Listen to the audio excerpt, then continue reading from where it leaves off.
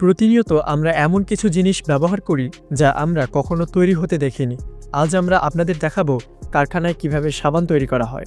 কারখানায় পাঠানোর আগে এই কাঁচামালগুলো ভালোভাবে পরিষ্কার করা হয় এবং তেল বের করার জন্য প্রস্তুত করা হয়।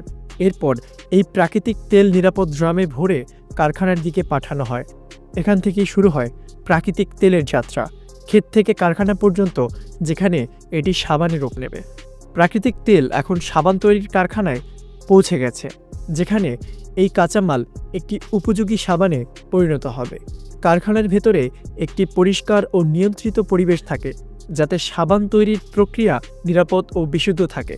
প্রথমে প্রাকৃতিক তেলে ভরা ড্রামগুলো কারখানার ভেতরে নামানো হয়।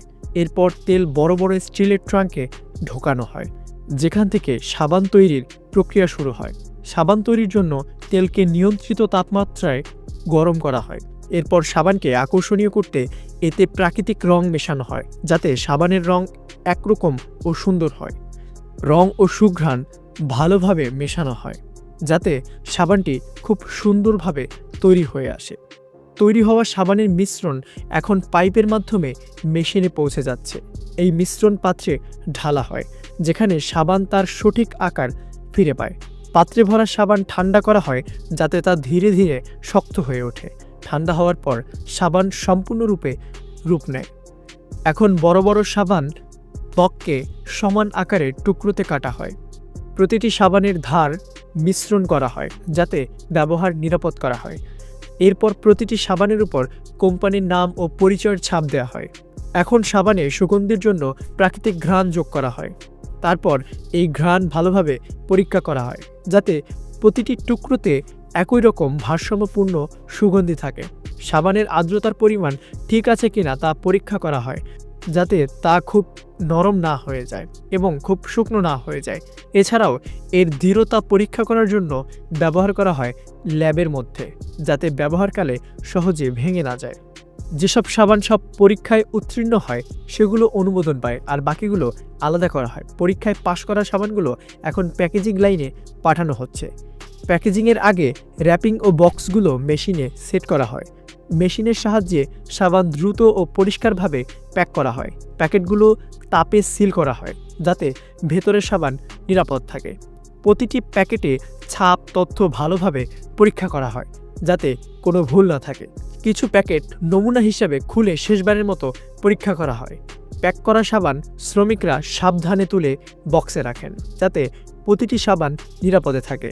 এরপর এই বক্সগুলো মেশিনের সাহায্যে ভালোভাবে সিল করা হয়, যাতে পরিবহনের সময় সাবান নিরাপদে থাকে। প্রতিটি বক্সে ব্যাচ নাম্বার ও তারিখ দেওয়া হয়, যাতে সাবানের পরিচয় ও ট্র্যাকিং সহজ হয়।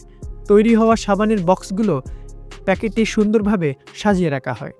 এভাবেই সাবানের ফিনিশিং, প্যাকেজিং, গুণগত মান পরীক্ষার মাধ্যমে প্রক্রিয়া সম্পূর্ণ করা হয়। সাবান এখন সম্পূর্ণরূপে প্রস্তুত এবং কারখানার স্টোরে নিরাপদভাবে রাখা হয়। প্রতিটি প্যাক করা সাবান পরিচ্ছন্নতা ও গুণমানের প্রতীক। বক্সের উপর সাবানের সমস্ত তথ্য স্পষ্টভাবে দেখা যায়। বড় পরিসরে তৈরি সাবান এখন বাজারের জন্য পুরোপুরি প্রস্তুত। প্রতিটি ব্যাচের ডেলিভারির আগে পরিকল্পিতভাবে নির্ধারিত থাকে। ট্রাকে পাঠানোর আগে লোডিং এলাকায় সব প্রস্তুতি নেওয়া হয়। ফর্কলিস্টের সাহায্যে সাবানের বক্সগুলো নিরাপদভাবে ট্রাকে তোলা হয়। শ্রমিকরা প্রতিটি বক্স সঠিক জায়গায় রাখেন, যাতে পথে কোনো ক্ষতি না হয়।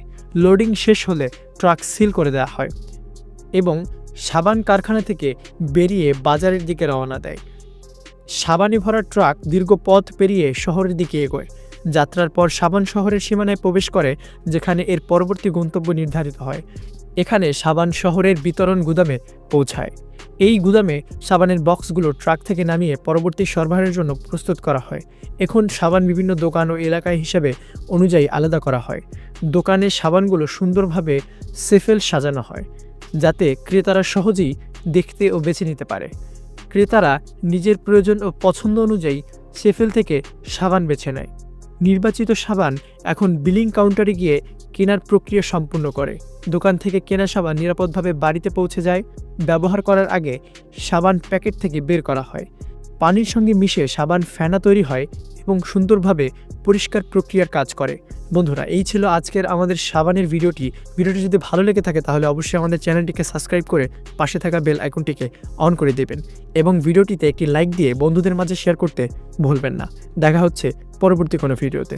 ততদিন ভালো থাকুন। আল্লাহ হাফেজ।